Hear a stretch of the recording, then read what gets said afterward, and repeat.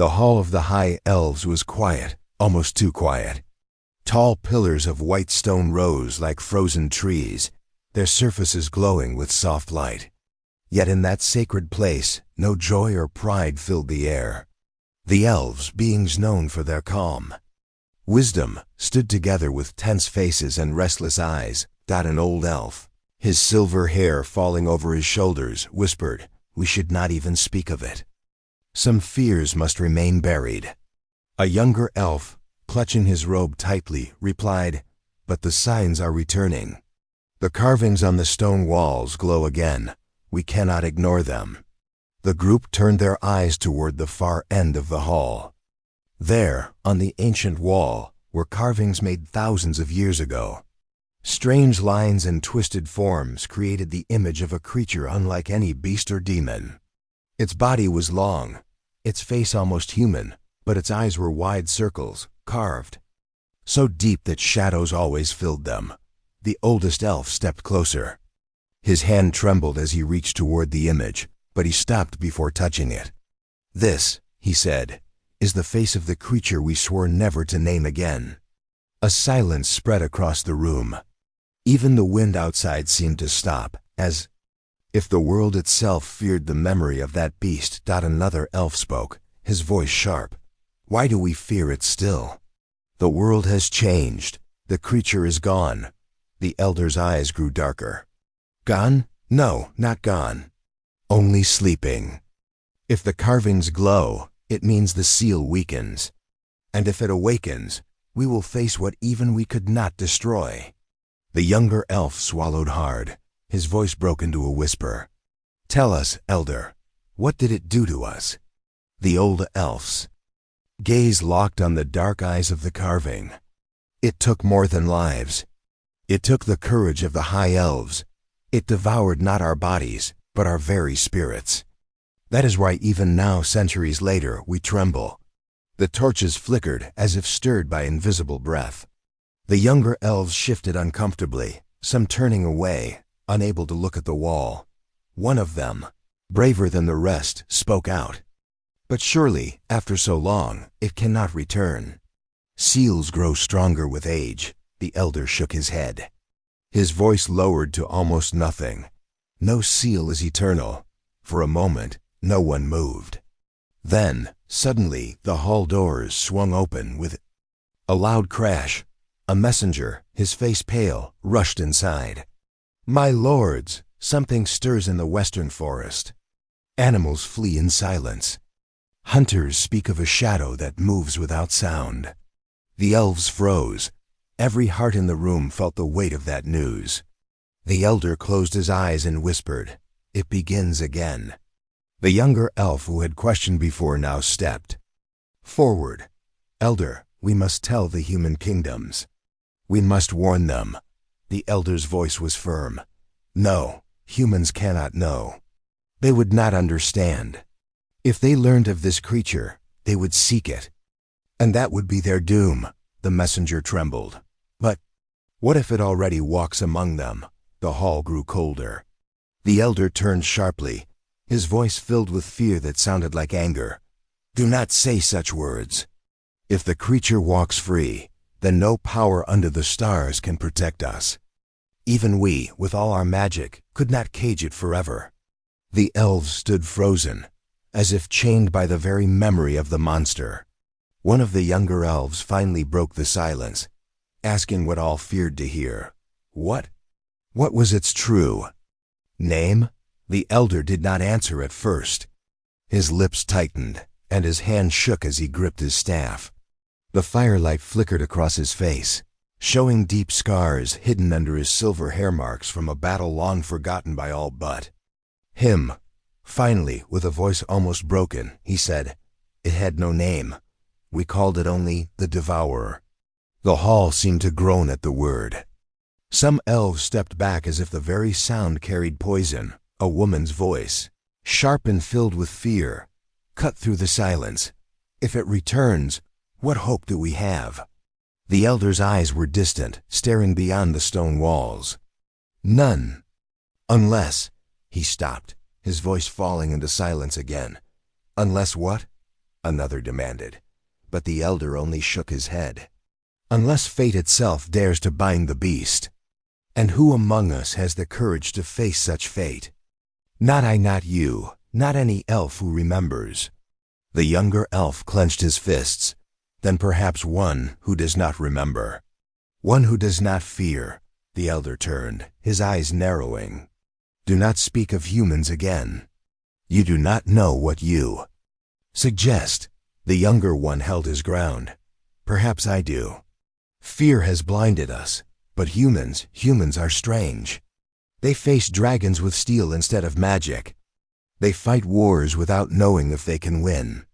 Maybe, just maybe, the one thing the devourer cannot swallow is a heart that has never known its fear. The hall erupted in whispers. The suggestion was madness, yet in their hearts, the elves knew it was not impossible. The elder struck his staff against the floor, silencing them all. Enough! If the beast rises, we will deal with it as we did before, with seals, with blood, with sacrifice. But as his words faded, the carvings on the wall glowed brighter, the deep eyes of the creature shining with a strange living light. The shadows in the hall thickened, stretching across the floor like dark fingers. The younger elf whispered, almost to himself, "What if it has already chosen? What if it already walks? Not as an enemy, but as a companion?" The elder's face turned pale. His voice dropped to a whisper filled with dread. Pray that day never comes. Outside, far beyond the walls of the elven hall, in the heart of the dark forest, a pair of glowing eyes opened. No roar, no sound, only silence deeper than death. The air grew heavy, and the world seemed to hold its breath. And somewhere, far from the elves' fears, a lone human traveler lit a fire, unaware that something ancient had already begun to watch him. The forest was alive with quiet sounds, rustling leaves, the crack of branches, the distant call of an owl. A small fire burned in the middle of a clearing, its light flickering against the dark trees. Beside the fire sat a human traveler, a young man with a worn cloak and tired eyes. His boots were muddy, and his bag looked almost empty. He rubbed his hands before the flames and sighed. "Another night alone," he murmured. "At least the fire keeps me company." But he was not alone. From the shadows between the trees, something moved. Its steps made no sound, not even the crunch of leaves. Two eyes glowed faintly, watching the man with strange patience. The flames bent slightly as if the air itself grew heavy. The man lifted a piece of bread from his bag. It was stale, hard to chew, but it was all he had. He spoke softly to himself, though his voice carried in the quiet. Better to eat something than nothing. A sound answered him, not a growl, not a hiss, but the faintest echo of breath, like wind moving through hollow stone. The man froze. His head turned slowly, eyes searching the darkness. "Who's there?" he called, his voice steady though his heart beat faster. "I know someone's watching." Silence, only the crackling fire.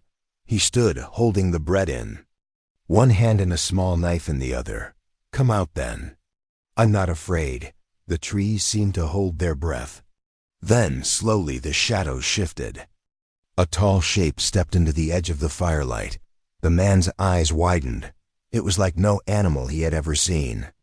Its body was long and dark, muscles shifting under strange skin that seemed to shimmer like smoke.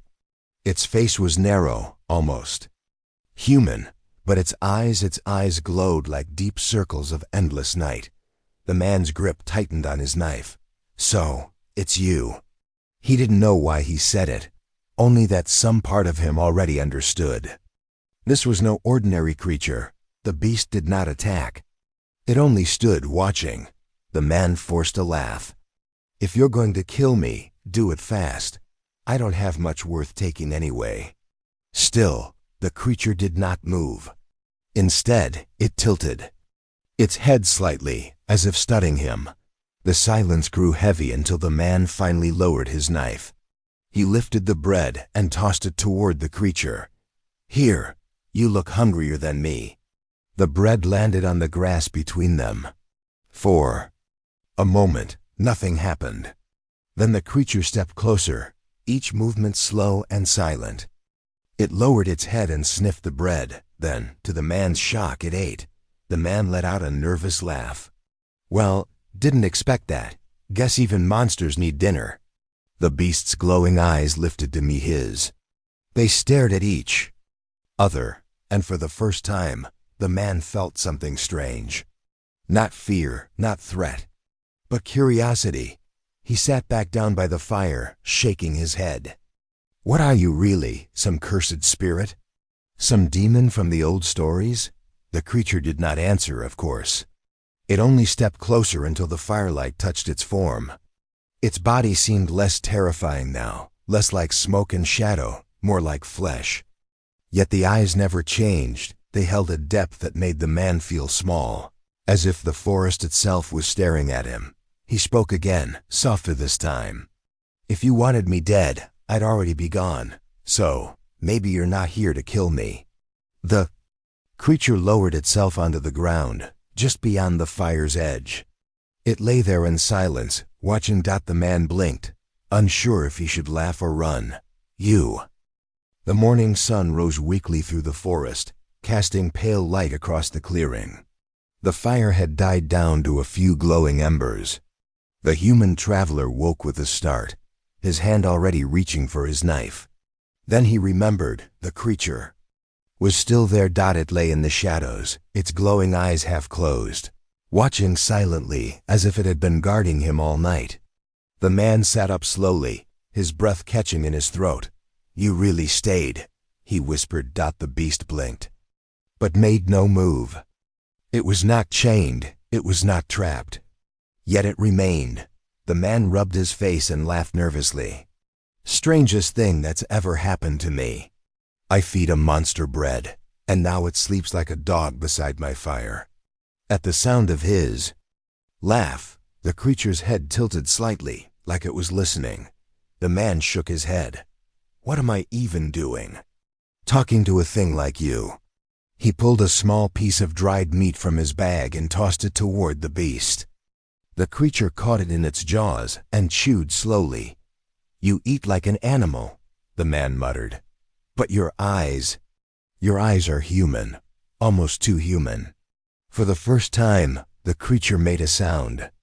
A low hum, soft and strange, almost like speech. The man froze, staring. "Did you just answer me?" he whispered. The beast went quiet again. The man let out a shaky laugh. "I must be losing my mind." He stood and packed his bag. "Well, if you're going to follow me, come on then. I've got a long road ahead." To his shock, the creature rose and followed. Step for step, it moved behind him with silent grace. Road wound through tall trees and thick mist. The man walked carefully, his eyes darting around. The beast moved without sound, a shadow slipping through the world. After hours of silence, the man spoke again. "If I take you into a village, they'll kill you on sight. Maybe they'll kill me too, so you'll have to stay hidden." The creature said nothing, but its eyes glowed faintly, as if it understood. The man frowned. "Why me? You could have killed me last night. You didn't. You could leave me now. You don't, so what do you want?" The forest gave no answer. Only the sound of his boots crunching leaves. By midday, the man reached a small stream. He knelt to drink, and when he looked up, the beast was staring across the water. Its body had gone rigid, its eyes sharp. "What is it?" the man whispered. Moment later, he heard voices. 2 hunters appeared through the trees, bows in hand. They wore leather armor, and their steps were quick. "Tracks," one of them said. "Fresh, large, bigger than any wolf." The man's heart raced. He glanced at the beast, which had already melted back into the shadows. Its eyes glowed faintly, hidden but watching. The hunters drew closer. One pointed at the stream bank. "Look, human tracks, and something else, something heavy." The other narrowed his eyes. "We follow." Whatever beast walks with that man will take its head. The man forced a smile and stepped forward. Afternoon, friends, looking for something. The hunters eyed him suspiciously. You came through here? That's right, the man said, keeping his voice steady. Just passing through. Alone? The taller hunter asked. The man hesitated. His throat felt dry. Yes, alone. The hunters looked at each other. Then one bent to the ground, touching the earth where the creature had stood. His face darkened. Strange tracks, not human, not wolf. Something else. The man laughed too quickly. Probably a bear. I chased it off earlier. The hunter's eyes narrowed. No bear leaves prints like this. Before they could speak. Further, a branch snapped in the woods behind them. The hunters spun, arrows ready. The man's heart pounded. The beast was still there, watching. One wrong move and blood would spill. He stepped between them quickly. Whatever you're hunting. It's gone now, trust me. I've seen nothing but trees and shadows. The taller hunter stared hard at him, then finally lowered his bow. If you see it again, kill it, for your own sake. With that, the two men disappeared into the forest, their voices fading. The man stood frozen for a long time, his breath sharp in his chest. When the danger passed, the beast slipped back into view. Its eyes glowed faintly, calm and patient. You almost got me killed, the man whispered harshly. They would have shot you on sight, and me with you. The creature only blinked, then stepped closer. Its silence was unnerving, yet somehow steadying. The man sighed and dropped his bag to the ground. I must be the biggest fool alive. Protecting a monster, feeding it, talking to it like it's my friend. He sat down, rubbing his forehead. But I don't feel afraid, not anymore. He looked at the beast, meeting its endless eyes. If you're going to stay with me, you need a name. The creature tilted its head again, as if curious. The man thought for a long moment. How? About shade? You move like one. The beast blinked slowly, almost in approval. The man chuckled. Shade it is then. My cursed shadow. He leaned back against a tree, his voice dropping to a whisper. Let's see where this strange road takes us, you and I. High above them, hidden in the branches, another pair of eyes watched. They were not human, not kind. The hunters had not been the only ones searching, and far away, in their shining halls, the high elves stirred uneasily. For the glow in their carvings grew brighter still, and the elder who once whispered of seals now felt a truth he had feared for centuries. The creature was awake again, and this time it had chosen a companion. The village of Redbrook lay at the edge of the forest, its wooden houses huddled close together, smoke rising from chimneys. The human traveler walked slowly down the dirt road toward it, shade moving silently in the trees beside him. Stay out of sight, the man whispered.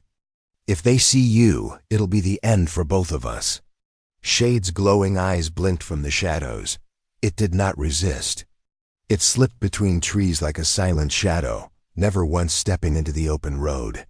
The man adjusted his cloak and tried to look calm. His heart beat faster as he entered the village. People turned their heads, watching the stranger with tired eyes. Some nodded politely, others ignored him, but all felt the weight of his presence. At the tavern, he asked for food. The innkeeper, a heavy-set man with sharp eyes, placed bread and stew before him. Not many travelers come from the forest. The innkeeper said, Long road behind me, the man answered, forcing a smile. Dangerous, too, the innkeeper muttered. Hunters speak of something strange out there. Something that makes the animals vanish. The man's spoon froze halfway to his mouth. Strange? Like what? The innkeeper lowered his voice. They say a beast walks again. Not wolf, not bear. Something worse. People whisper it is cursed. Some even say it's the thing the elves feared. The man forced a laugh. Sounds like a story to keep children in bed at night. But the innkeeper didn't laugh. Maybe, but stories don't make hunters. Disappear. 2 men went into the forest last week. Neither returned. The man finished his meal quickly and left. His heart raced. Outside the tavern, he whispered into the trees, "Shade, we have to be careful. They're already talking about you." A low hum came from the shadows. The man shook his head. "I don't know why I'm protecting you, but I can't let them find you." That night, he camped on the edge of the village. Shade lay nearby. Its body curled like a dark guardian. The man sat beside the fire, speaking softly. "You know, Shade, I've never had anyone walk with me this far. Humans don't trust me much. I'm no warrior, no great hero. Just a wanderer. But you don't seem to care who I am." Shade lifted its head, its glowing eyes fixed on him. The man chuckled. "It's strange, a monster feared by elves. Sitting here like a loyal hound. Maybe the world's been lying about you all along." Suddenly, a twig snapped. The man shot to his feet, hand on his knife. Shade's body stiffened, eyes burning brighter. From the darkness, torches appeared. Villagers. 5 men carrying spears and bows stepped into the clearing.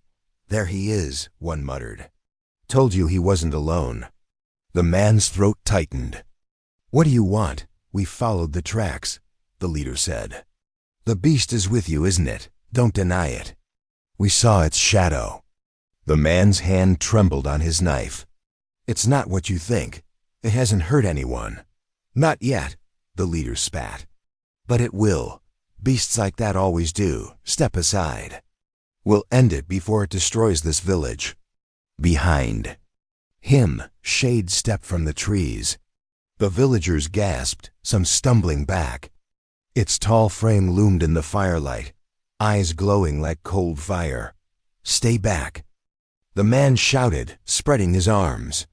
"You'll have to go through me first," the leader sneered. "Then you die with it."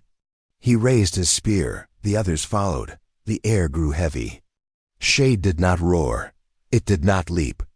It only stood, silent. As if waiting, the man's heart pounded. "No," he whispered to Shade. "Don't. If you kill them, they'll never stop hunting us."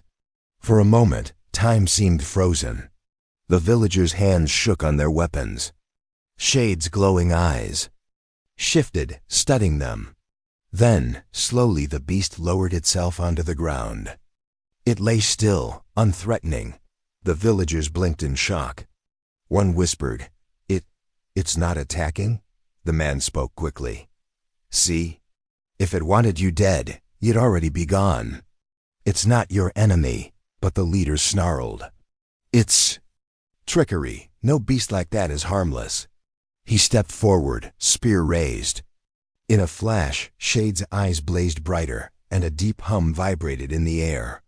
The ground trembled, and the torches flickered wildly. The villagers stumbled, terror filling their faces.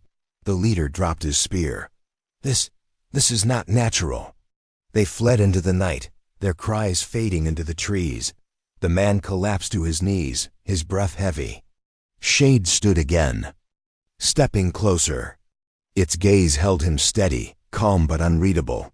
"You saved me," the man whispered. "But you also scared them worse than death." Shade blinked slowly, as if in quiet answer. The man buried his face in his hands. "They'll bring more. Soldiers, hunters, maybe even elves. They won't stop now." He looked up at the creature, his voice trembling. "What are you really, Shade? Why do you follow me?" For the first time, Shade made a sound, not a hum, but something deeper, a wordless echo that seemed almost like speech. The man's blood ran cold. "You can speak?" He whispered. The sound faded, leaving only silence. But the truth was clear. Shade was no mindless beast. The man rose slowly. "Then we're bound now, aren't we, you and me? And whatever comes next," he clenched his fists, "we face it together." High in the forest hills, unseen eyes watched. Not villagers this time, but elves cloaked in silver. One turned to another and whispered, it is true. The creature has chosen a human. The prophecy begins again. And for the first time in centuries, the High Elves prepared for war. The High Elves gathered in their shining hall once more. The walls glowed faintly with runes, yet the air was heavy with dread. The elder stood at the center, his silver staff trembling in his hand. "It is no rumor," he said, voice hard. "The creature walks again. Worse, it has chosen a companion." A sharp murmur spread through the chamber. One elf shouted, "Impossible. No human could survive beside the devourer." But the elder's eyes were grim. "And yet one has." We watched. From the shadows. "The beast obeys him. It guards him." Another elf slammed his hand against the table. "Then the human must die. Only then can we strike the creature." The elder raised a hand, silencing them. "Do not mistake this for weakness. The beast is changed. It no longer strikes without reason. This bond is dangerous. It could mean control. And if a human learns to command it, he did not finish. He didn't need to." The elves already feared what such power could mean that far away. The man and Shade walked deeper into the wild hills. The village behind them had grown restless, and he knew they could never return. Shade moved close at his side, its glowing eyes watchful. "You know they'll come for us," the man said quietly. "Humans, elves, everyone. You're their nightmare. And me?" He laughed bitterly. "I'm the fool walking with a nightmare." Shade gave a low hum, the sound almost comforting. The man stopped and looked at it. "Why me? You could have chosen anyone. Why not the elves? Why not destroy them long ago?" The creature's eyes glowed brighter for a moment, as if answering. A question too deep for words. The man shook his head. "You want me to trust you, and I do. But if they find us, they won't stop at warnings." That night, as the fire crackled, he heard a voice behind him. Smooth, sharp, and cold. "So it is true." The man spun, knife in hand. Shade rose instantly, its body tensing like a drawn bow. From the shadows, two figures stepped into the firelight. Elves, tall and graceful, cloaked in silver. One elf's eyes narrowed at the beast. "So the terror of our people now sleeps at a human side. How far we have fallen." The man stood firm, though fear ran through him. "You knew it was alive all this time."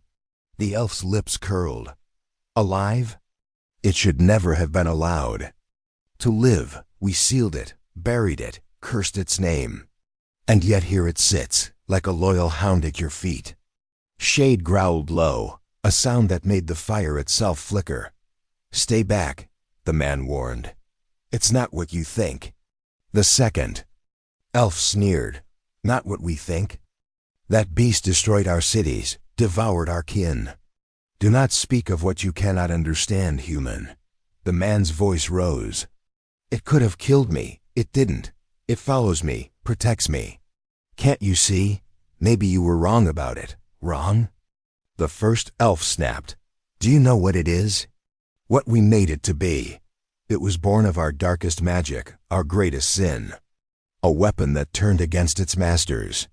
And now it clings to you like a viper waiting to strike." The man shook his head. "No, you're afraid of it because you don't control it anymore." Shade stepped forward, its shadow stretching wide. The elves drew back instinctively, their hands glowing with magic. "Leave," the man said, his voice steady despite his fear. "If you attack, it won't hold back."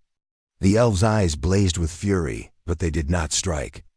Instead, the first one whispered, "Enjoy your pet while you can. The council will come. And when they do, not even your strange bond will save you." They vanished into the night, leaving the man trembling. Shade came closer, lowering itself beside him. The man pressed a hand to its strange skin. "They'll bring more. They'll bring all of them." The beast's eyes glowed like embers. Days later, whispers spread across the land. Villages spoke of a man walking with a monster. Farmers swore. Their cattle fled when glowing eyes watched from the woods. Hunters whispered that arrows could not pierce its skin. And always behind the stories came the same warning. The high elves were preparing. One evening, as the man sat by a river, Shade lowered its head beside him. "They won't stop," the man said. "They'll hunt us to the edge of the world." He looked into its eyes. "But I won't leave you. Not now, not ever." Shade let out a deep hum, softer than before, almost gentle. The man closed his eyes, exhaustion heavy on him. "If they come for us, then we fight together." High above, on the cliffs, hidden by silver cloaks, more elves watched. Their leader's voice was cold. "The human has bound himself to it. The beast trusts him. That bond must be broken, no matter the cost." Another elf asked, "Do we kill the man?" The leader's eyes narrowed. "Yes, kill the man, and the beast will rage. In its rage, it will reveal its true nature. Then, and only then, we strike." The elves vanished into the night, their plan set. And by the fire below, the man dreamed of peace, never knowing death already walked silently toward him. The night was quiet, but the man felt a weight in the air. Shade lay beside the dying fire, its glowing eyes fixed on the darkness. The man stirred, uneasy. "You feel it too, don't you?" he whispered. Shade gave a low sound, almost like a growl carried deep in its chest. The man tightened his grip on the dagger at his belt. Moments later, the silence broke. Figures stepped out of the trees, cloaked in silver. Their movements were silent, graceful, and deadly. The man stood quickly. "I knew you would come." The lead elf lowered his hood, revealing cold, sharp eyes. "You leave us no choice, human. That thing at your side should never have walked again." Shade rose to its full height, its shadow stretching across the firelight. "Stay back," the man warned. "It's not your enemy anymore." The elf's voice cut like a blade. "Not our enemy? Do you know what it is? What blood created it? It was not born human. It was forged. Forged by our kind when we thought ourselves gods." The man's eyes narrowed. "Forged? What are you saying?" The elf's expression twisted with regret. "Long ago, we carved magic into living flesh. We shaped hunger into a body. We called it the Devourer. It was meant to be our weapon.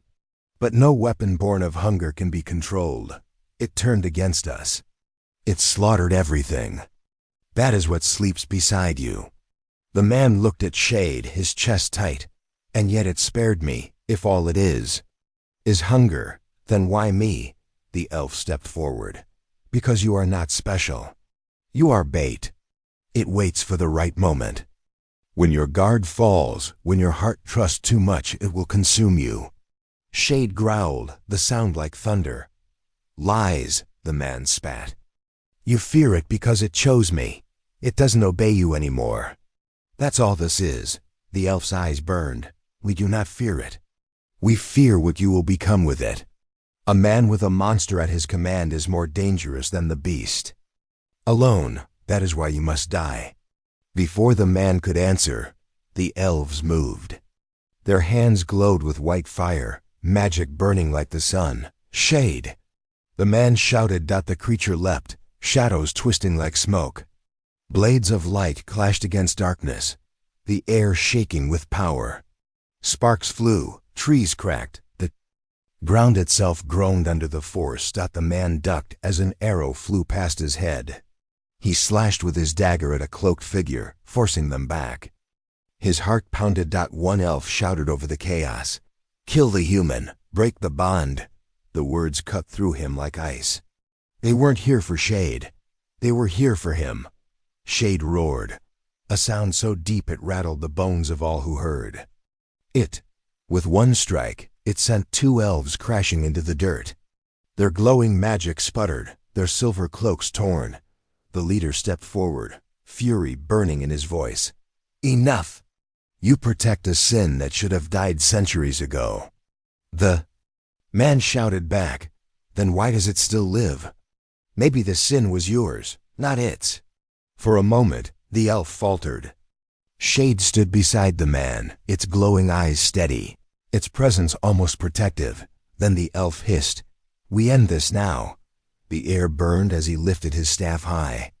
Light gathered at its tip, blinding, enough to turn the forest to ash. The man knew he could not stop it, but shade moved dotted, threw itself in front of the man, its body swallowing the storm of magic. The blast shook the earth, tearing trees from their roots. Smoke and dust filled the air. When the light faded, Shade was still standing. Its skin cracked, glowing with deep fissures of power, but it lived. The elves stared in shock. The leader's voice trembled. "Impossible. Nothing survives that." The man looked at the beast, his voice raw. You took it from me." Shade's glowing eyes softened, and for the first time, the man saw something almost human in them. But the elves did not relent. "It weakens," one shouted. "Strike now." They rushed forward. The man stepped in front of Shade, dagger raised. "No, you'll have to go through me first." The elves froze, startled. His stance was hopeless, his weapon useless against their magic. Yet his resolve was unshaken. The leader's eyes narrowed. "You would die for it? For a monster?" The man's voice was steady. "Maybe it was a monster once, but it's not anymore, not to me." For a long moment, no one moved. The elves' hands glowed, Shade's body trembled with cracks of light, and the man stood between them all, refusing to yield. Finally, the leader lowered his staff. "So be it. You have chosen your side. But know this, when the bond breaks, when it shows its true face, your death will be slower than ours ever was." With that, the elves vanished into the night, their silver cloaks dissolving into mist. The forest was silent again. The man fell to his knees beside Shade, pressing a hand against its strange, glowing skin. "You saved me," he whispered. "After everything they said, you saved me." Shade lowered its head, letting out a low hum, soft as a promise. Man looked into its burning eyes, fear and hope tangled in his heart. "If they're right, if you were made to destroy, then I'll be the one to prove them wrong." The fire crackled weakly behind him. The night closed in but in the dark, the man no longer felt alone. The wind howled through the forest as dawn crept over the horizon. The man sat by the faint glow of a dying fire, Shade resting beside him. Its body still bore the glowing cracks from the elves' attack. He touched the creature's side carefully, whispering, "You held on. But how much longer can you last?" Shade's eyes flickered open, glowing faintly. A deep hum rumbled from its chest, soft but strained. The man's heart ached. He did not know if the elves' words were true, that Shade was only waiting to betray him, but after everything, he could not see it as only a monster. The ground trembled suddenly, shaking the ashes from the fire. The man looked up from the trees. Silver light spread like mist. Dozens of elves appeared, more than before, their eyes cold, their hands glowing with deadly magic. At their front stood the same leader, his staff raised high. "It ends here, human," the elf declared. "No more running. No more lies. That beast dies today." The man stood quickly, dagger in hand. His voice was steady, though his legs trembled. "You'll have to kill me first." The elf sneered. "You protect it as though it were kin. Do you still not understand? It was made to consume, and one day it will consume you too." The man shook his head. "If that day comes, then it will be my choice. Until then, it stays with me." The elves raised their staffs as one, light flaring brighter than the sun. The man knew he couldn't stop them. His grip tightened on the dagger. His chest pounded with fear, but also with resolve. Then Shade moved. It rose to its full height. Taller and darker than ever, shadows stretching around it like wings. Its eyes burned like twin stars. For the first time it spoke not with words, but with a voice that echoed inside every mind present. "Leave him." The elves froze. Their eyes widened. One whispered, "It speaks." The leader snarled, "Do not be fooled. It twists your thoughts. It is still hunger." "End it now." White fire shot from the elves' staffs. Shade roared, shadows twisting up to swallow the light. The forest shook, branches snapping, the earth cracking beneath their feet. The man stumbled back, shielding his face from the storm of magic and darkness. He shouted, "Shade! Stop, they'll kill you." But Shade fought harder, its body glowing with cracks of fire and shadow. It slammed into the elves, sending several crashing into the dirt. The others pressed forward, their magic burning brighter. The leader's voice rang over the chaos. "Break its bond with the human, sever the tie, and it will fall." The man's chest tightened. They weren't just trying to kill Shade, they were trying to tear them apart. Shade roared louder, and suddenly the man felt an invisible pull inside his chest, as if a thread tied him to the beast. Pain surged through him, hot and sharp, like his very soul was being pulled. He fell to his knees. "Shade, what's happening?" The voice returned in his head, heavy with strain. "They want to break us, but I will not let them." The man gasped, clutching his chest. "If you fight them like this, you'll destroy yourself." Shade's glowing eyes turned toward him, soft even in the chaos. "Then let me destroy myself for you." The man shook his head fiercely. "No. You're not just a weapon, Shade. You're not their monster anymore. You're my friend. If you die here, then I die with you." The elves shouted, their magic building to a blinding storm. The leader raised his staff, his voice like thunder. "Now, sever the bond." The world exploded in light. The man screamed as the pain inside him grew unbearable. Shade roared, its body splitting with cracks of fire and shadow, as if it would burst apart. Then something changed. The pull between them shifted, not breaking, but deepening. The man felt Shade's fear, its anger, its loneliness, and its choice. Not hunger, not destruction. Choice. The man forced himself to stand, his voice raw as he shouted into the storm. "You don't control it anymore.